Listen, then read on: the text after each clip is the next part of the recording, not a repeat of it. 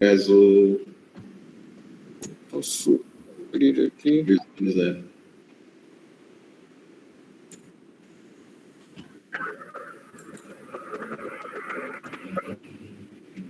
Posso projetar.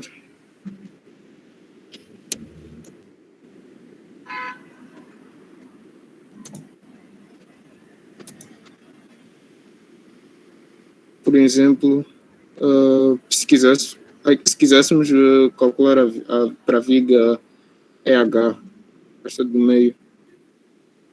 Sim. Como temos aqui dois painéis, se haveria um momento, estaria sujeito a um momento torçor ou não? No caso dessas, tens que perceber uma coisa. Estas lajes, elas apoiam nos apoios, né? As estruturas sempre apoiam nos apoios. Então, tens a fileira de cima. Não consigo visualizar bem. Pode aumentar a escala? Ok.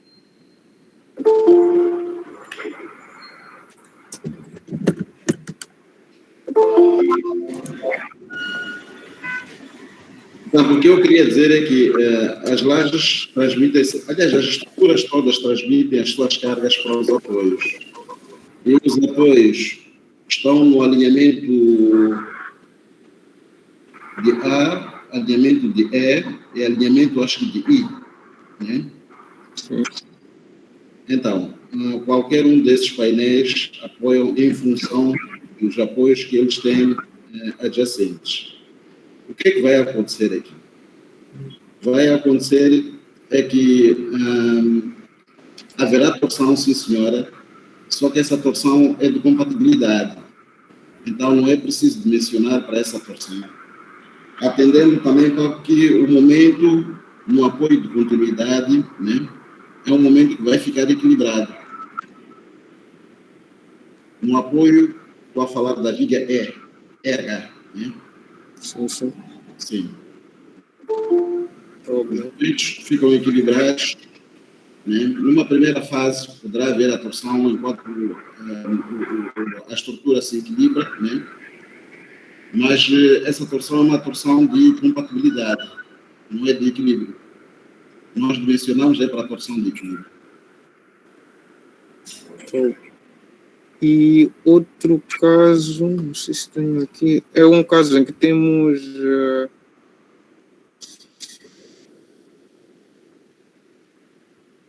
temos uma laje que está fora dos as cujas quando fazemos a relação entre as dimensões está fora dos valores da tabela de Kzern.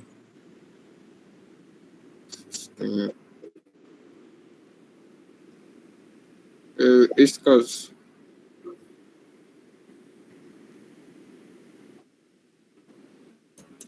Sim? Sim, tem valores fora dos valores quando faço a relação entre a largura e o comprimento, fico com a relação fica acima de 1.5 e quando tento inverter fica abaixo de 1. Mas ainda menor que 2. Sim, mas tu estás a falar do painel que está à esquerda, ou do painel que está à esquerda, né? Sim. Bom, eu agora aqui não posso visualizar. Cá estão os valores que estão no... Talvez eu possa explicar, Goiânia. Yeah. Na turma em que eu dei aula sobre lajes, houve essa dúvida. E eu disse que as tabelas Zern estão realmente desenvolvidas até para a relação de 1,5. Não vai para além dessa relação. Não é? Então, nós nas avaliações não vamos dar nunca um caso em que acontece essa situação. Não é? Ok? Mas se eventualmente acontecer, infelizmente as tabelas foram desenvolvidas até 1,5. Você eventualmente pode adotar o valor limite e depois tem que pôr uma nota a dizer que pá, adotei o valor limite porque a tabela apenas foi desenvolvida até 1,5 e não tenho como perceber qual é o valor que seria, neste caso, em que a relação dá entre 1,5 e 2. Né? Não sei se fiz-me entender. Estou a perceber. Obrigado, Jorge. Por mim, são todas dúvidas.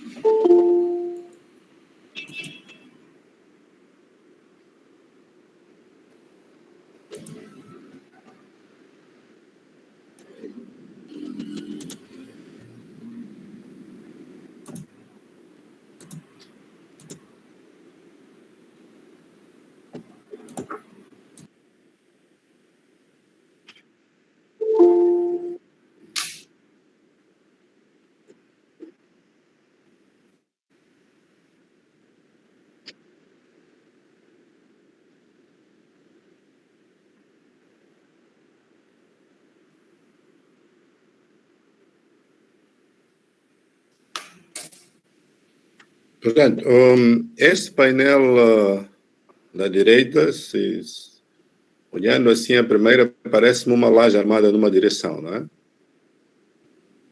É isso, não é? Porque a relação entre... Então, nesta parcela aqui que você chamou de FG, ela tem que ser considerada como uma laje simplesmente apoiada tanto à esquerda como na direita, né?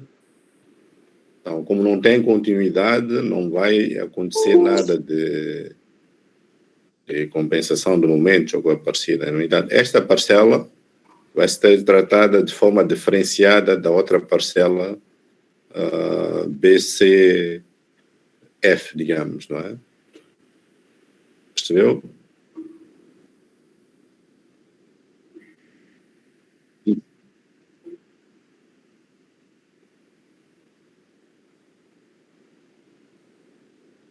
Sim, sim, sim, sim.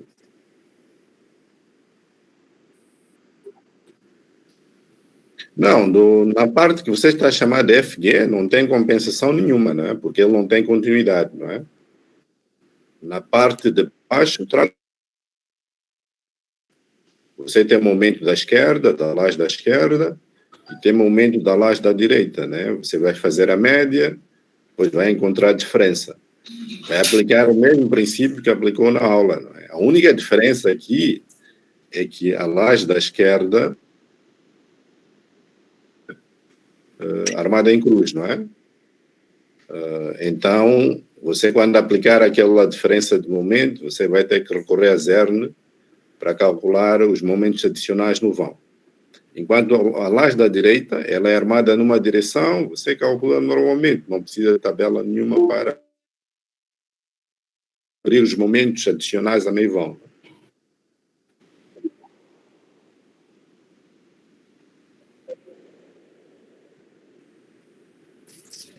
É como se fossem 3 lajes. Né? Então, no painel da direita, na parte de baixo, ao longo do meio vão, você vai ter uma armadura diferente do que a parcela de cima. Não é?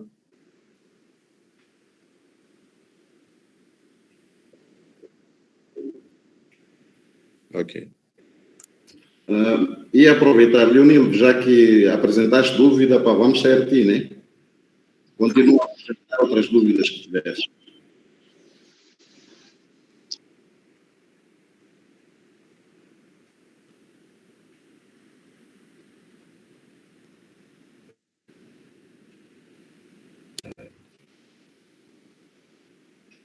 Leonildo?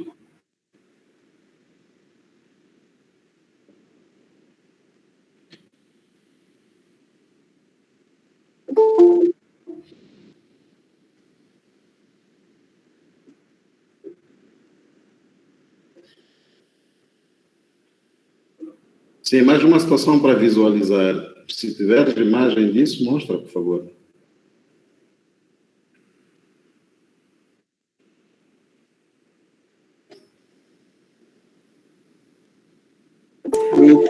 Deixa-me ver.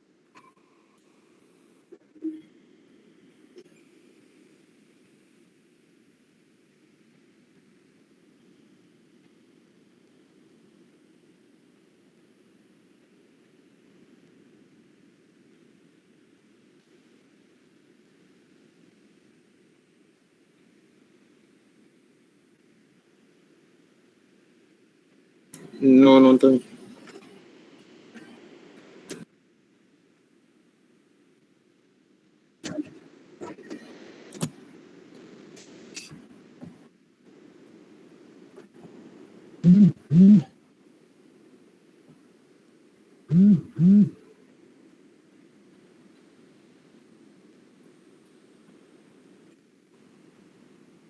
O 2017.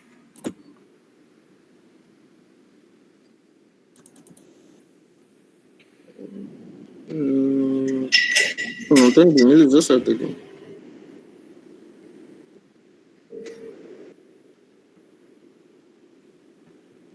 O mesmo exercício que estava a ser apresentado.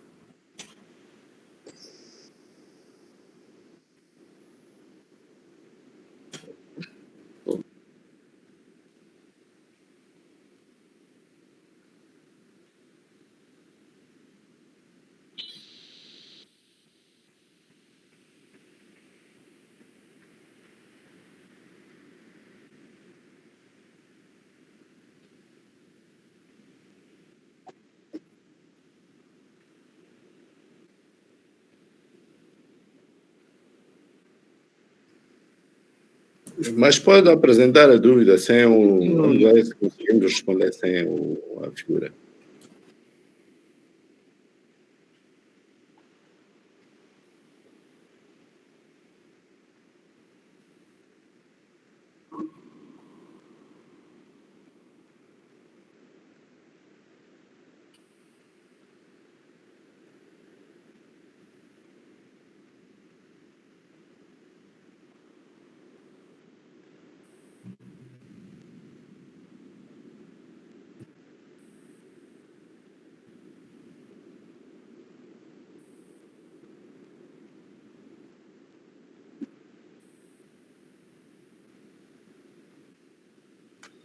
Bom, se você se lembrar, quer dizer, nós fazemos, seguimos aquele processo simplificado de separação das lajes, pelo fato das lajes serem armadas em cruz e serem difíceis de calcular a sua solução numericamente.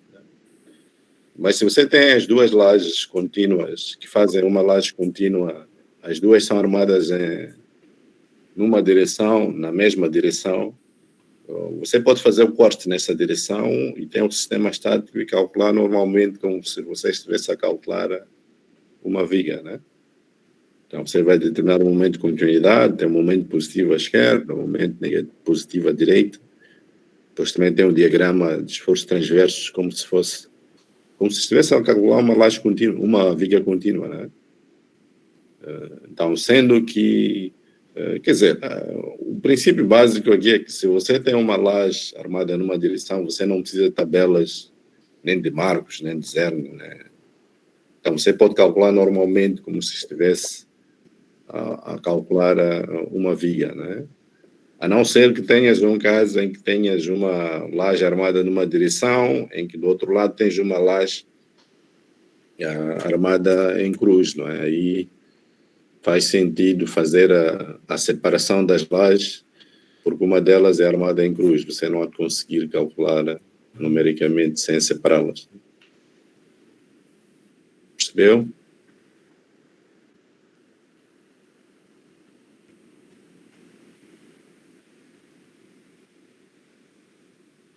Leonel, já está?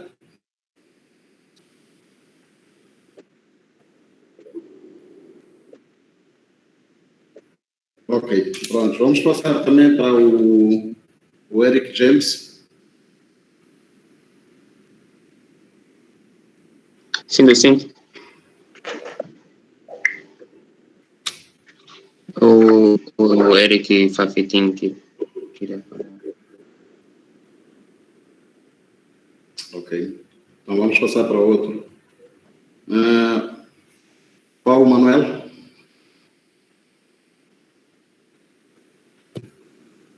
Sim, docente, eu tenho uma dúvida. Então, é de um colega. Você me mandou. Sim, apresenta.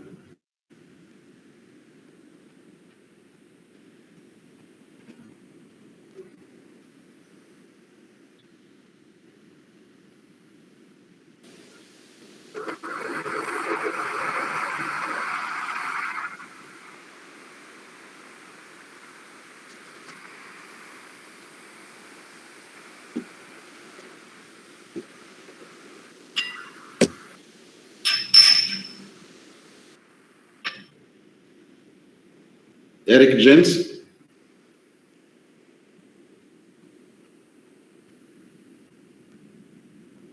O Eric James está fora. Vamos continuar com Paulo Manuel. Paulo Manuel, apresenta lá as suas dúvidas.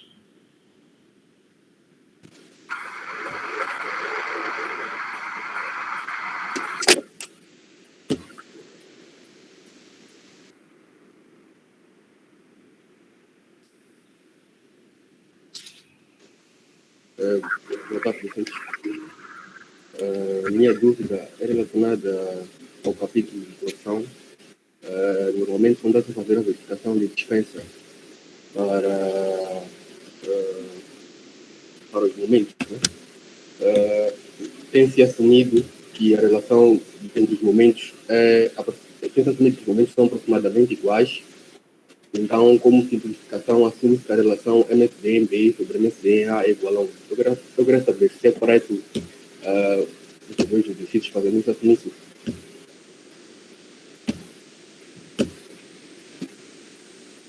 Bom, eu não percebi a dúvida. O doutor Santos percebeu a dúvida? Não. Peço para falar um bocadinho mais alto.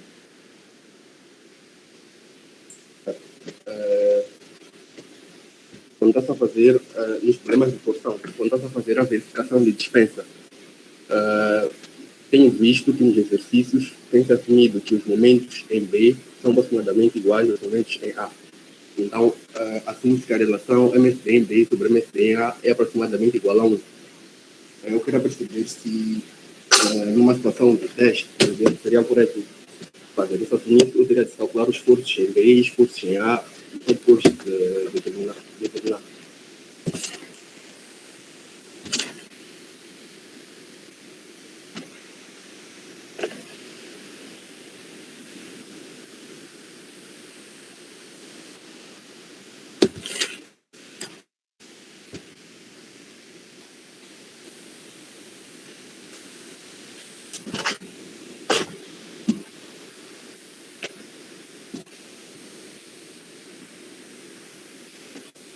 Bom, eu também não, mais uma vez não percebi. Está a falar de torção? Certo, Vicente. Não, Desculpa, encurvadura, desculpa. Eu não me encurvadura. está a falar de encurvadura. Sim. Quando está a fazer as verificações das condições de dispensa, os efeitos de segunda ordem.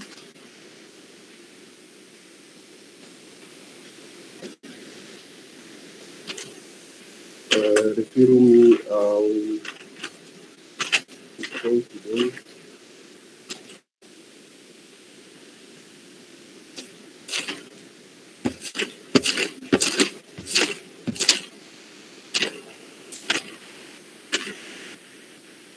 Ok, refiro-me à flexão predominante.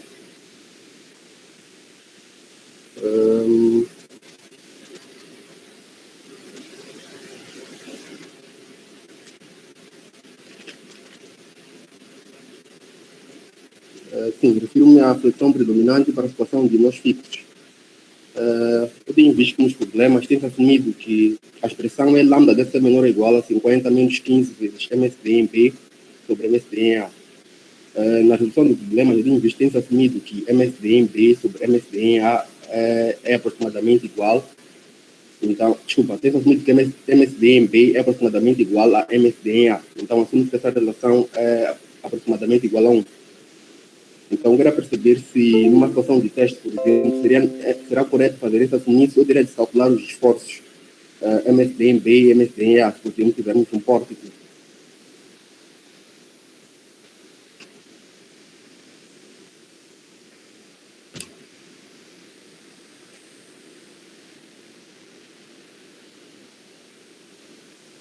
Iranguenha, pode responder?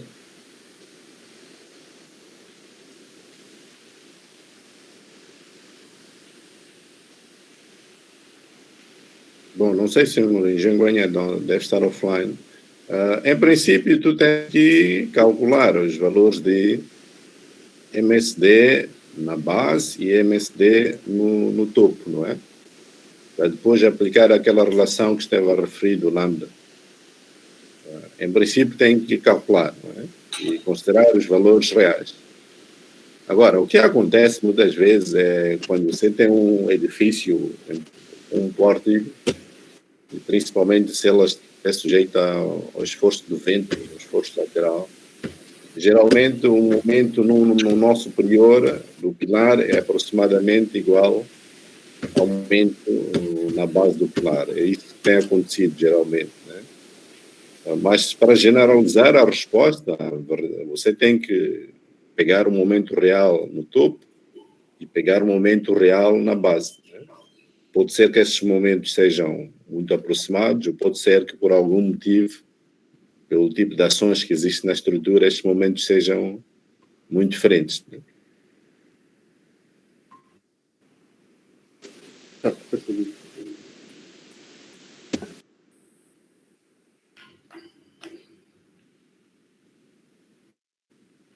Bom, eu estava até a responder a ele, só que tinha deixado o micro no silêncio. Mas pronto, Paulo Manuel ainda tem mais problemas, mais perguntas a fazer? Não, estou interessado. Ok. Então, Malik. Sim, docente. A minha dúvida já foi apresentada pelo colega Leonardo acerca do exercício, o primeiro exercício que ele apresentou. Ok, tudo bem. Então, onde, Luís? Estou sem dúvida. Ok. Anabela, fina Anabela.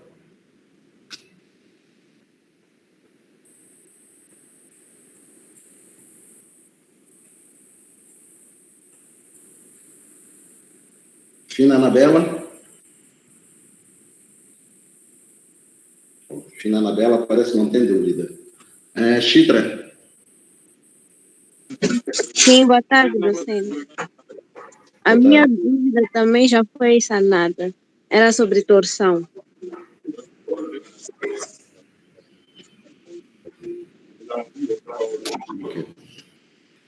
Ok. Carlos Chizi.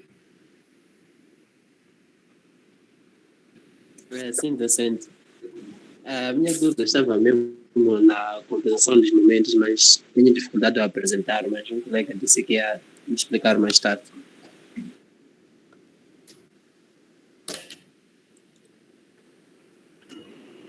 Ok. Gulit. Boa tarde, docente. Eu tenho uma pequena dúvida. Na aula de torção, quando estávamos a resolver os exercícios, nós, quando docente Pavo disse que quando nós estamos a dimensionar, né?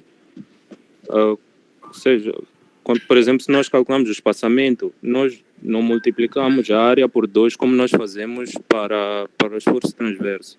E ele deu a explicação, mas eu não percebi muito bem.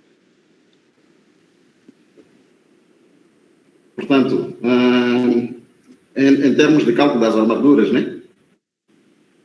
Sim.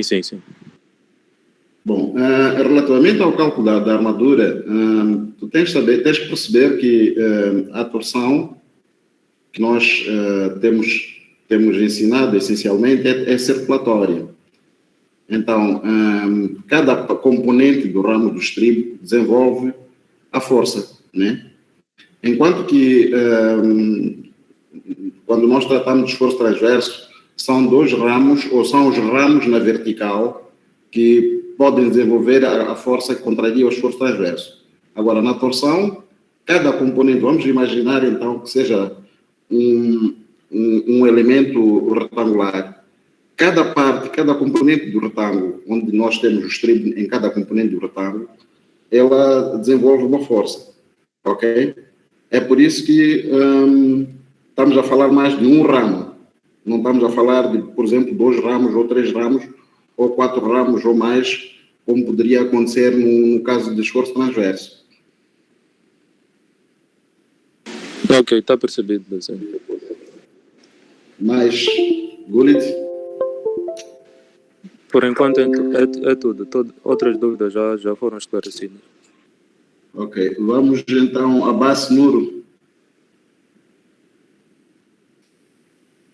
Sem dúvidas, docente.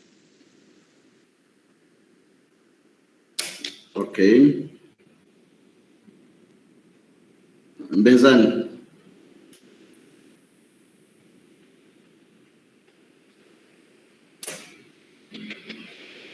Benzano Mugabe.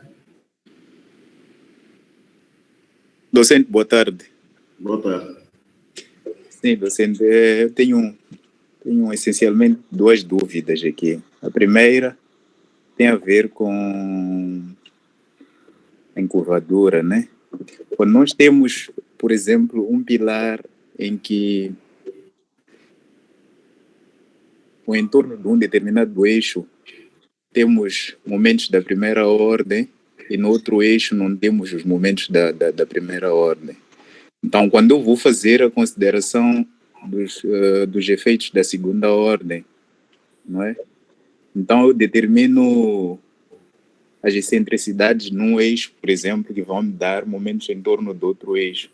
Então, gostaria de saber se eu posso considerar os efeitos da segunda ordem para a direção em que eu não tenho momentos da primeira ordem.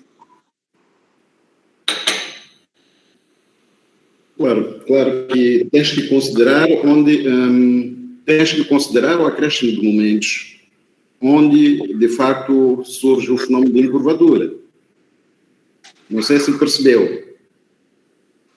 Docente, desculpa, peço para repetir. Você tem que considerar a ordem onde, na direção em que, de facto, tu tens os efeitos da segunda ordem. Quer dizer, é assim, vamos supor que tu estás a calcular para a direção X. Sim, sim. Na direção X, tens os esforços iniciais, que, por exemplo, no caso do momento, podem ser zero. Mas pode ser que os esforços iniciais não sejam zero. Né? Se por acaso tu tiveres esforços da primeira ordem nessa direção X, e atenção, os esforços da primeira ordem na direção X, em termos de momentos, são em torno do eixo Y. De fato. Ok? Então, se desse lado, nessa direção X, nós tivermos nós móveis, então tens que acrescer os efeitos da primeira ordem pelos efeitos da segunda ordem. Ou seja, os momentos que estavam inicialmente são aumentados pelo surgimento dos efeitos da segunda ordem. Sim, sim. Agora, pode acontecer que na direção contrária tu não tenhas momentos da segunda ordem. Ok? Sim, sim. Da primeira ordem, desculpa, da primeira ordem. E, no entanto, também ser nós móveis, então vão surgir os momentos que não existiam antes, né? Que são devidos aos momentos aos efeitos da segunda ordem. Ou seja, os efeitos da segunda ordem, eles sempre acrescem os efeitos da primeira ordem. Ok. Ok? Sim, é que eu pode não haver momentos da primeira ordem na direção considerada, mas haver momentos devido aos efeitos da segunda ordem. Ok. Eu havia feito aqui o cálculo, né, do exercício aqui e tinha essa situação e os efeitos da segunda ordem, ou seja, os momentos resultantes dos efeitos da segunda ordem, só apareciam por causa das excentricidades que existiam noutra direção, né? Então deu um momento muito reduzido, eu havia pensado em desprezar. Mas depois percebi que talvez não poderia desprezar porque dava o surgimento daquilo que é a flexão composta desviada, né?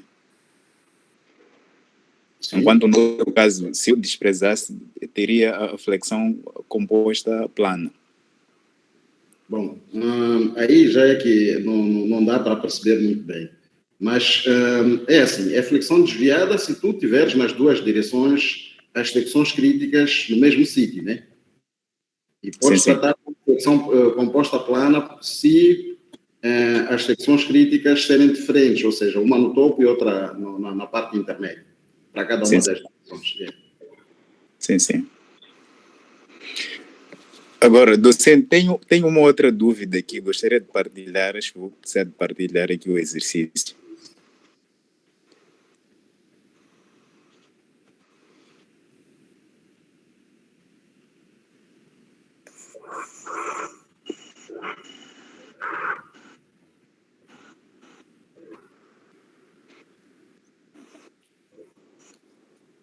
Partilha, Bezerra. Sim, estou no processo.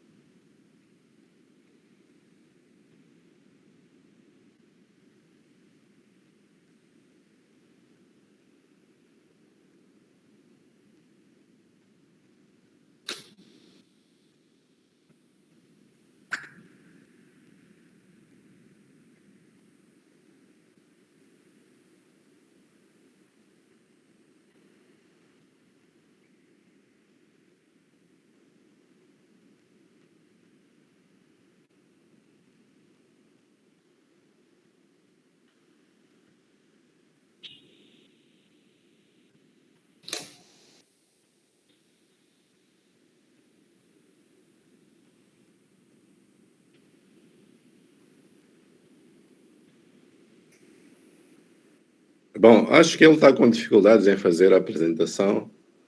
Enquanto ele vai tentando, podemos avançar com outros estudantes e depois ele, quando conseguisse, podemos voltar a ele. Ok, vamos seguir então com Nayara. Sim, docente, boa tarde. Boa tarde. Eu tenho 3 dúvidas. A primeira é sobre o cálculo de recobrimento.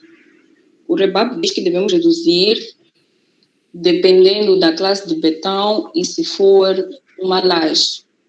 E devemos fazer essa redução de forma acumulativa.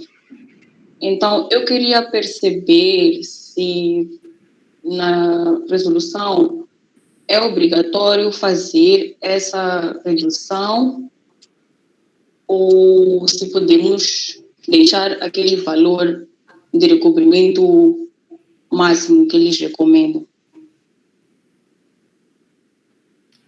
Doutor Sinsang, não sei se percebeu a dúvida dela. Sim, percebi. Não é obrigatório reduzir. Obviamente, se reduzir, você ficas com um braço de binário maior e a resistência da armadura é maior. Mas não é obrigatório, não tem essa obrigação. Pode manter aquele recobrimento inicial, digamos, que chamou de máximo, mas eu não diria que é o máximo, mas é o, digamos que é o recomendável antes da redução. Ok.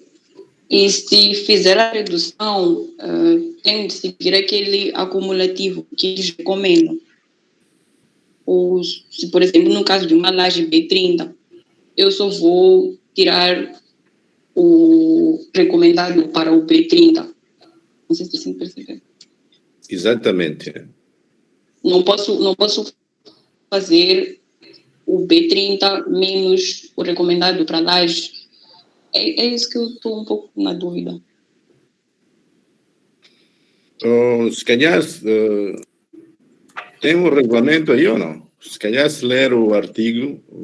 Tem. Não? Deixa eu abrir aqui.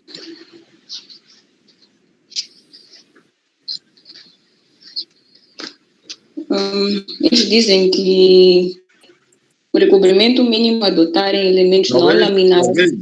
Talvez dizer qual é o artigo, se os colegas quiserem acompanhar, podem acompanhar. 78.2. Mas sim, os recobrimentos mínimos a adotar em elementos não laminares em que se utilize betão de classe inferior a B30 e armaduras ordinárias devem ser os que estão escritos aqui. Havendo que aumentar 1 centímetro, acho que não interessa. Os valores referidos podem, no entanto, ser diminuídos de 0,5 centímetros no caso de estruturas laminares,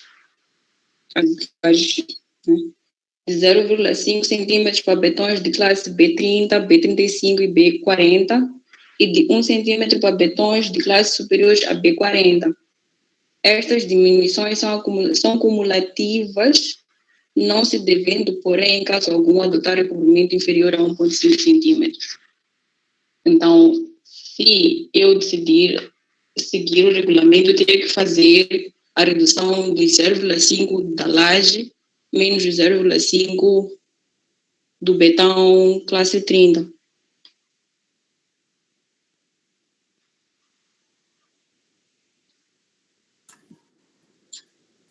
Mas eu não ouvi a ler a parte que só se refere a laje, ou não percebi bem. Ouvi a parte que se refere ao caso do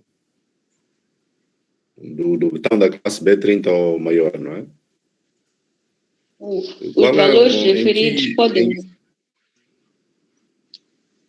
É a primeira observação.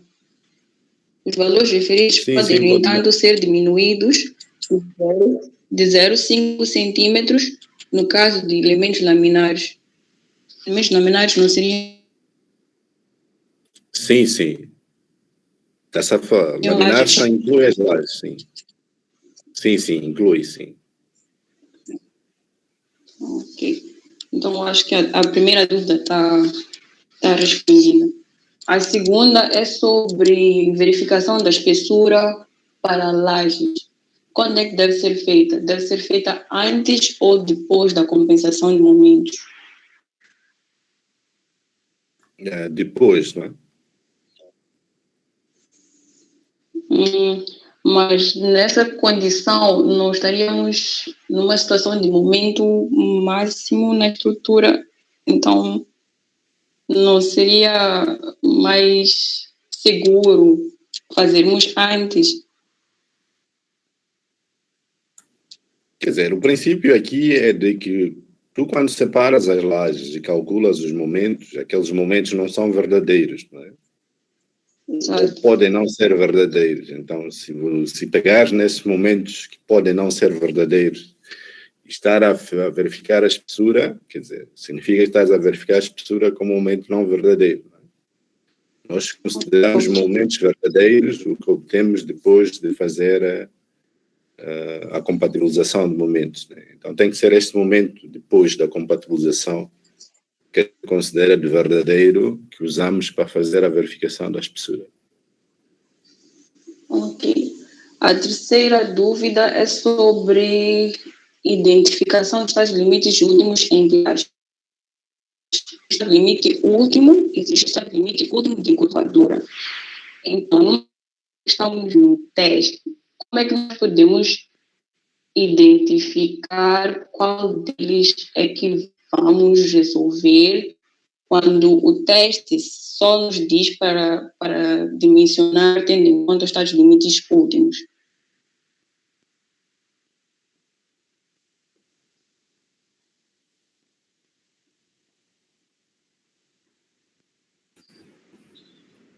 Dona Era? Sim, eu sei. Bom, numa situação de dimensionamento, né, em relação aos estados limites últimos, tu é que tens que identificar qual é a situação em que tu tens. Nós demos, por exemplo, quando falamos de encurvadura, o que era considerado mais ou menos como um pilar curto, tendo em conta os valores limites de esbelteza, né? E demos também para aquilo que era um pilar esbelto, tendo em conta um intervalo de limites de esbelteza. Mas sem esquecer que há pilares que nem são curtos, nem são esbeltos, mas estão no meio, e podem ter efeitos da segunda ordem, né? Ok? Então, tu tens que ver em que situação é que tu estás. Então, basicamente, devo ter em conta os tais limites últimos, né, de ruptura e a encurvadura, em princípio. Essencialmente.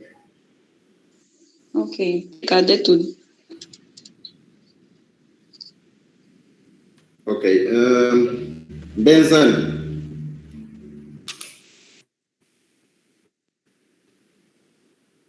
Benzano? Parece que já não está. Malaquias Macia?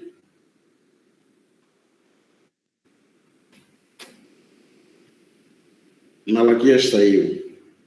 Luís Guando? Boa tarde, sim. Boa tarde. Sim, docente, eu tenho uma dúvida na encurvadura. Eu estava a ver um exercício resolvido, né? Então, o problema está no cálculo do comprimento efetivo. Há casos em que nós usamos, por exemplo, o comprimento vezes o capa. O capa, por exemplo, temos um caso que o pilar é encastrado encastrado articulado. Então, usamos 0,7.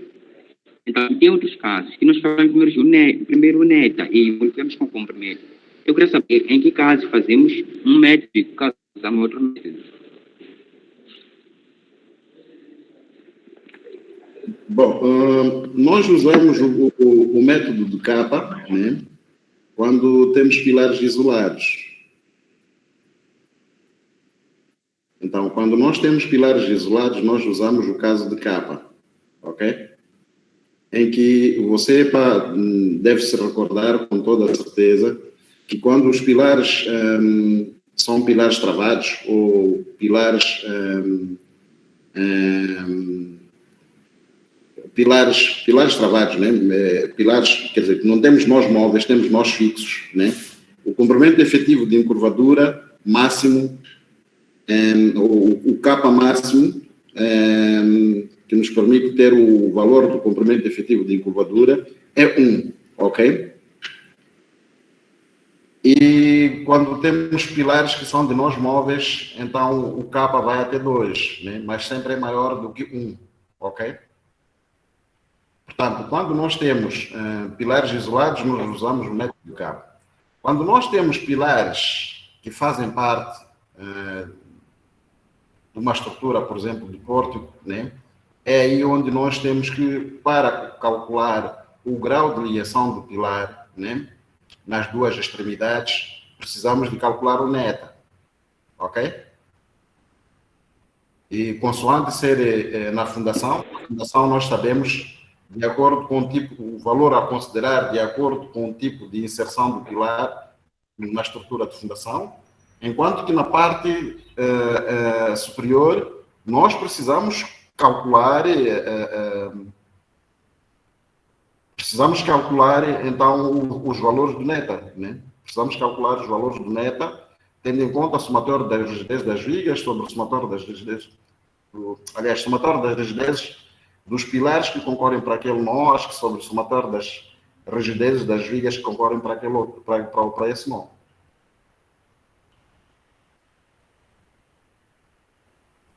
Luís? Está percebido, sim, verdade. Há mais dúvida, Luís? Sim. Estou com um colega ali, tem dúvida também. Ok. Boa Chama tarde. colega. Como é que chama Boa colega? tarde, sou Esteban. Esteban Paulo Esteban. Sim. Okay. Eu tenho uma dúvida, docente. Resolvi o exercício de teste de 8 de 2018. Gostaria de partilhar, só que aqui acho que tem um colega que partilhou. Então, aguenta um bocadinho. Benzani, está aí?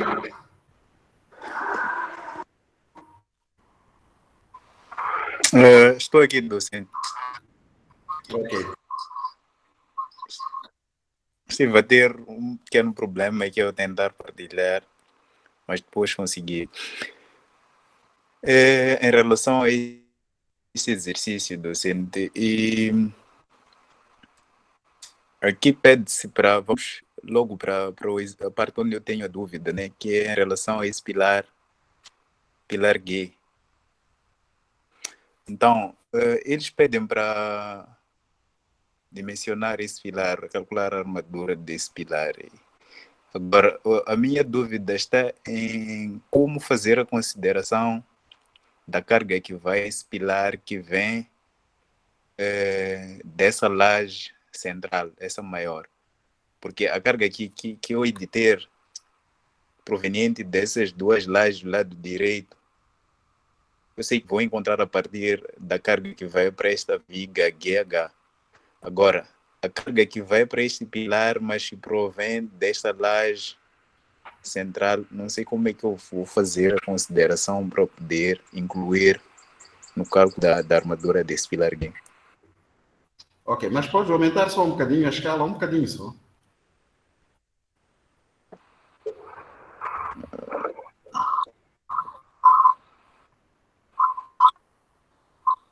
Sim, posso.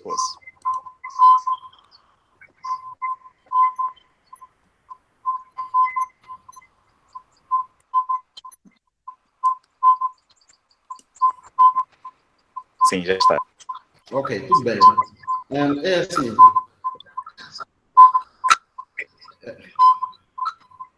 Benzani, desliga lá o som, faz favor.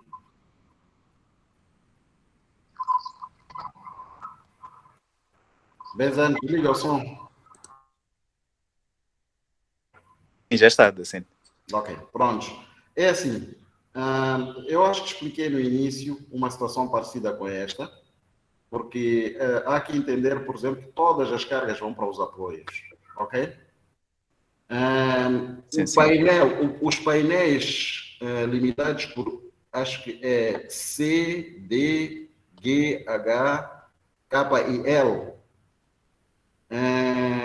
O painel, por exemplo, de cima, KLGH, ele transmite as cargas na viga que passa por KL e na viga que passa também por GH, né?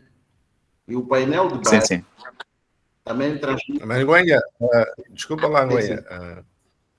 Acho que há uma má interpretação do estudante, porque ele está a falar de uma laje maior do meio. Sim, eu percebi.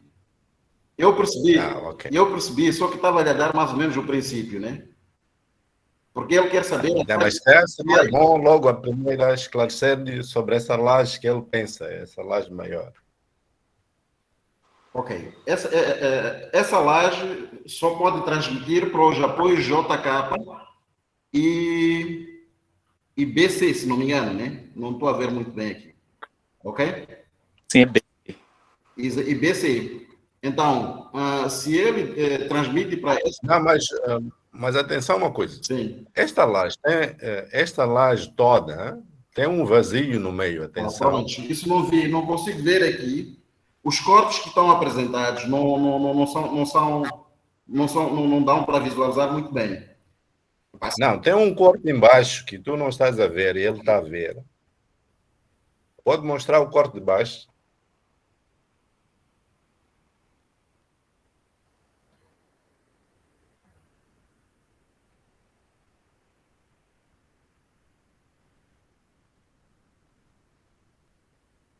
Não sei o que está a acontecer com ele, mas eu dizia que o corte que está apresentado abaixo da figura principal mostra que aqui no meio, onde ele está chamado de laje grande, é um vazio.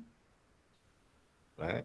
Por isso mesmo é que estas linhas verticais que aparecem no meio não são diferentes das linhas que representam as vigas. Quer dizer, não são vigas, são bordos livres. Não é?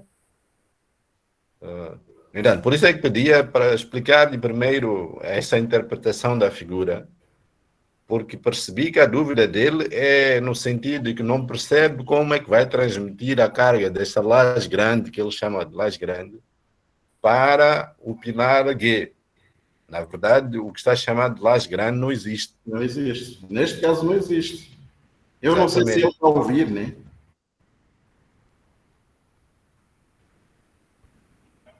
Benzano. Mas tudo bem, por via das dúvidas, doutor, pode continuar a explicar à turma, né? Então, na essência, este problema é um problema relativamente simples, porque o que o colega estava a falar da laje grande não existe. Então, existem dois painéis de laje à esquerda, que são iguais a dois painéis de lajes à direita, não é? No entanto, e uma vez que, como eu disse, essas linhas verticais que estavam aí no desenho, essa uma única linha, é o bordo livre, não é viga, né? Aqui as vigas estão representadas com duas linhas, o que significa que todos estes painéis de lajes são armadas, essas lajes todas são armadas numa direção, né? Porque só tem flexão numa direção. Então, facilmente é possível, fazendo um corte vertical, como eu estava a explicar quando outro colega no início perguntou se eu tiver dois painéis de laje adjacentes armadas numa direção, como é que calculo? Eu disse, faz como se fosse uma viga. Então, se fizeram um corte ao longo da laje, tanto à esquerda como à direita, que são casos iguais, então teriam uma laje contínua, digamos, de dois painéis, com um apoio de continuidade no meio, não é? Então, facilmente, com as tabelas que vocês têm acesso, calculariam a reação da esquerda, a reação da direita, a reação do meio, e depois pegavam essa reação do meio, consideravam como sendo carga sobre a viga, que era a viga GH, se estou a ver bem, como a viga EF, não é? Que seria uma viga em consola. Então, esta viga teria momentos de castramento que tinha que ser transmitido ao apoio, e depois também teria uma reação desta viga em consola, que seria uma carga axial sobre esse pilar, quer G, quer F, que são exatamente iguais, não é? Então, é assim que chegariam as cargas sobre esses pilares, que era essencialmente a pergunta que ele fazia, mas interpretando mal a figura, dizendo que existe uma laje grande no meio, enquanto não existe. Não sei se perceberam, não é?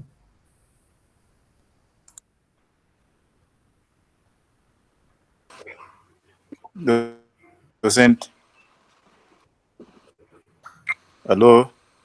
Benzano, estamos a ouvir. Sim, docente, depois tive problemas de internet aqui.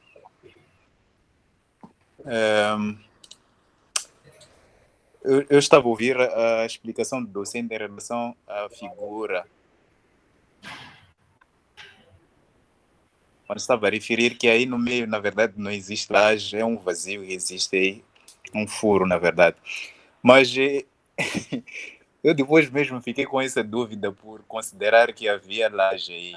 Então, gostaria de saber se, no caso de, por exemplo, existir uma laje aí, nós poderíamos continuar com o cálculo mesmo assim? Mas, Benzano, não tem laje ali. Pelo corte, aparece na parte de baixo, não tem laje, né? Agora, se aquele corte da parte de baixo fosse contínuo, então terias laje, né? Então, sim. terias que dimensionar essa laje. Ok. E aí o problema tinha que clarificar se esses bordos livres atualmente seriam vigas ou não, não é? Dependendo se fosse viga ou não, o tratamento seria diferenciado. Por isso é que, quer dizer, é difícil de estar a explicar assim no abstrato, não é? porque podia ser que esses bordos livres do meio fossem vigas contínuas, né? Podia ser que, se não fossem vigas, fosse um painel de laje horizontal, da ponta a ponta, quer dizer, dependendo de onde eu meto as vigas ou não, o problema pode ser completamente diferente. O que deve fazer é saber olhar para um desenho, perceber cada painel de laje, como é que ele, em que elementos é que ele está apoiado, para poder perceber se tem flexão nas duas direções ou não. Como eu disse na aula, a primeira coisa que é preciso fazer é preciso perceber essa laje tem flexão nas duas direções ou não. Porque há lajes em que tem flexão apenas numa direção, tem que ser armadas numa direção, e depois tem uma relação L maior sobre L menor que 2. Né? Às vezes a gente entra nessa confusão, depois pensamos que tem que ser armada em duas direções, enquanto não tem. Né? Mas o fundamental aqui é, quer dizer, dependendo do problema que você tiver em frente, tem que perceber como é que essa laje está a funcionar, quais são as flexões que existem, aonde é que ela se apoia, para depois poder fazer essa transmissão da carga da laje para as vigas. Né? Portanto, quer dizer, sem um problema concreto é difícil estar aqui a discutir ou a explicar alguma coisa. Né?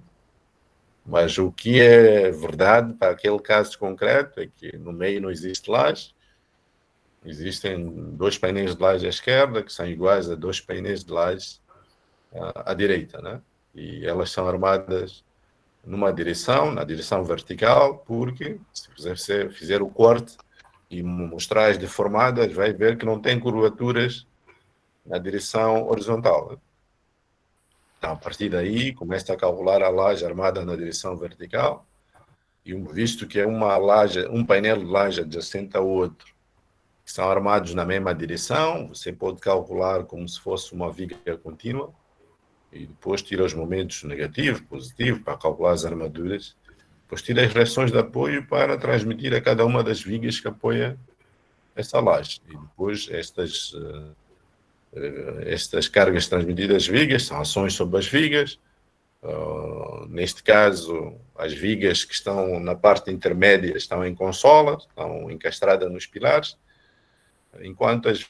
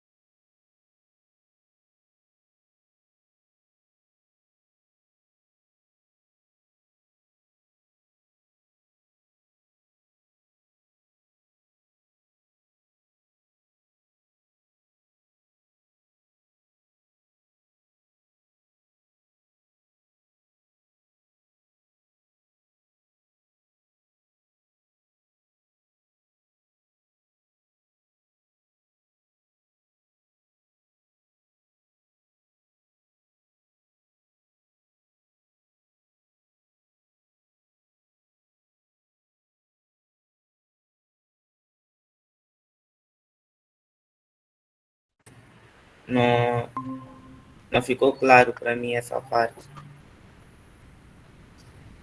Não sei se você percebeu. Não ficou claro a tua pergunta. Doutor Sincero, por favor. Também não percebi a pergunta. Então, eu perguntava quanto a fazer compatibilização de momentos em lajes e o momento que eu quero transmitir para outra laje gira em torno do eixo X. As tabelas de Excel, se bem vejo, estão como é que eu posso explicar? Estão representadas para momentos que giram em torno do eixo Y. Então, gostaria de saber como é que poderíamos, se tivéssemos um caso oposto, como é que poderíamos fazer quando os momentos estão em X? Não sei se... Bom, se percebi, se essa questão apenas só da orientação dos eixos, você pode virar, é como se estivesse a virar a figura, não é? Então, o que for X vai passar a ser Y, e o que for Y vai passar a ser X.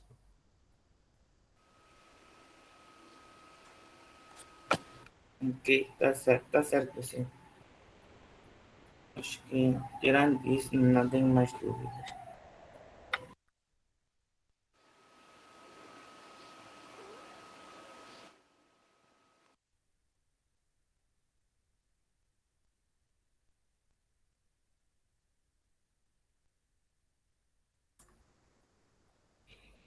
Já todos apresentaram dúvidas, é?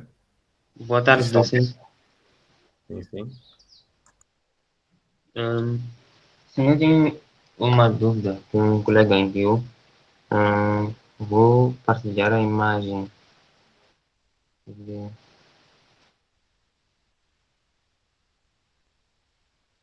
É o seguinte. Neste exercício aqui, ele diz que depara-se com uma situação que tem lajes armadas numa direção. Não sei se estão a ver. Eu não estou. Oh. Não sei se os outros vêm, né? Não está a apresentar ainda. Não está visível.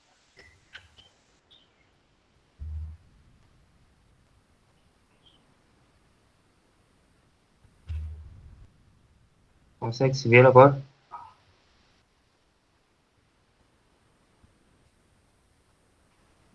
Sim, está visível agora, mas estou que não vemos o exercício, né?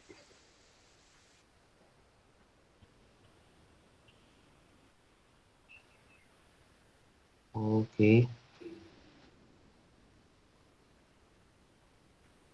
Um segundo.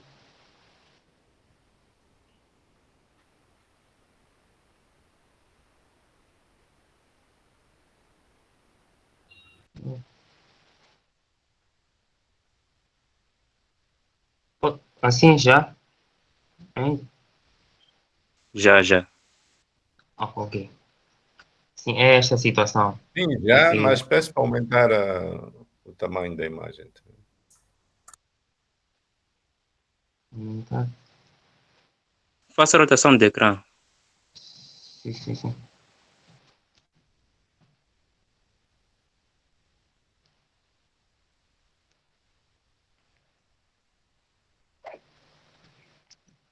Assim está bom. Sim. Ok. Mas ele diz que ainda sendo possível armar também em duas devido às condições de apoio, né? E então, e as deformações, desculpa, mas também... Ok, vou ler aqui. Neste exercício, deparo-me com uma situação de lajes armadas numa direção, mas sendo possível armar também em duas devido às condições dos apoios e às deformações que acontecem. Fico na dúvida se me guio pelas deformações e a atuação da carga ou me restringo pelo critério do L maior sobre L menor. E no regulamento vem que quando o vão maior não exceder duas vezes o vão menor, deve-se armar em duas, e nesse caso já excede ligeiramente.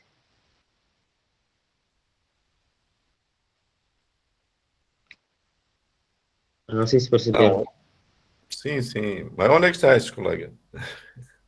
Ele não consegue entrar, acho que está ocupado com outras coisas. E você, o que é que explicou a ele? Eu não percebi muito bem a dúvida dele. Mas. Como é que transmites uma dúvida que não percebeste? Não, é que eles também enviaram agora mesmo. Parece uma dúvida um bocadinho confusa, porque ele reconhece. Sim. Quer dizer, não sei, se calhar não é confusa. O que ele fez, se calhar, ele separou as lajes e depois pegou no painel 1, fez aquilo que eu disse que tem que fazer no início, né? É ver se existe curvatura nas duas direções. E se você fizer isso para o painel 1, vai perceber que realmente existe curvatura nas duas direções. Então, o que eu disse na aula é que, visto que existem curvaturas nas duas direções, é possível ter momentos nas duas direções. Então, aí é que eu avanço para verificar o L maior sobre o L menor. E para o painel 1, o L maior é 12, o L menor é 5, então vai ser maior que 2. E, obviamente, esta laje é armada numa direção. Assim vai acontecer também com os outros painéis, né? O que me parece é que ele está a fazer confusão entre existindo, se calhar na cabeça dele, basta existir curvatura nas duas direções, tem que se armar nas duas direções, mas isso não é verdade. Eu disse, quando há curvatura nas duas direções, só é armada em duas direções se a relação L maior sobre L menor for menor que 2. Né? Mas neste caso, todos os painéis, o L maior sobre L menor é maior que 2. Então, os painéis têm que ser armados numa única direção. Então, diga a ele que acho que ele está a fazer confusão com o que acabei de dizer, né? Não sei se percebeu. Percebi, sim. Obrigado. Mais uma dúvida. Ele diz, ele queria aplicar bem o regulamento REBAP número 87, né? Ele diz que não percebe como é que vai encontrar o vão teórico sem ter as dimensões da secção. Não tem um D, né? Sem um D, sem um H. Acho que é essa a dúvida dele. Antes de dimensionar, como é que pode ter o vão teórico? Alô? Sim, na verdade, o que tu estás a dizer é que ele, para ter o vão teórico, tem que ter a altura útil da laje? Sim, é o que ele está a perguntar. Ele está a dizer que porque aqui no regulamento tem uma observação, né? Sobre o apoio ser maior que o H, né? Uma observação mais ou menos assim. Não sei se poderá ler para perceber ou tem aí o regulamento. Estou a perceber. Ele quer saber as dimensões digamos, por exemplo, a largura da viga, que apoia a laje. É isso? Sim. Bom, não sei. Essa coisa de receber dúvidas das outras pessoas e tentar transmitir, às vezes, ficamos sem perceber muito bem o que é que se pretende, né? Eu especialmente não estou a perceber, né? Mas se a questão é, se ele precisar, por exemplo, da largura das vigas que apoiam a laje, e o problema não dá, você pode adotar. Tudo que o problema não der e você achar que é imprescindível para a solução que você quer desenvolver, você adota, não é? Ok.